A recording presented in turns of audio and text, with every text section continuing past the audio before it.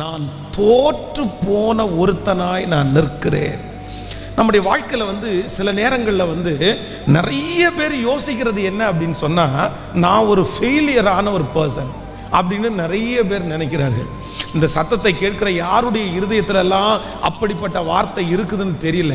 ஒருவேளை உங்களுடைய வயது சின்ன வயதாக இருக்கலாம், சிலர் ஒரு பெரிய வயதை நீங்கள் எட்டி இருக்கலாம். நீங்கள் ஏதோ ஒரு காரியத்தில் நீங்கள் தோற்று போயிருக்கலாம். ஆனால் அந்த ஒரு காரியத்தில் நீங்கள் தோற்று போனதை வைத்துக்கொண்டு நீங்கள் என்ன சொல்லலாம் அப்படின்னு சொன்னால், நான் ஃபெயிலியர், நான் தோற்று போயிட்டேன், நான் ஜெயிக்கக்கூடியவன் அல்ல, இனி நான் ஜெயிக்க முடியாது, என்னுடைய வாழ்க்கையில் நான் ஒரு பெரிய தோல்வியை பார்த்துட்டேன், நான் எத்தனையோ பேர் ஜெயிச்சாங்களே, என் குடும்பத்தில் இருக்கிற சொந்தத்தில் இருக்கிற பலர் ஜெயிச்சிட்டாங்க, ஆனால் நான் மட்டும் என்னுடைய வாழ்க்கையிலேயே நான் தோற்று போனவன் என்கிற அந்த எண்ணம் உங்களுடைய இருதயத்திலே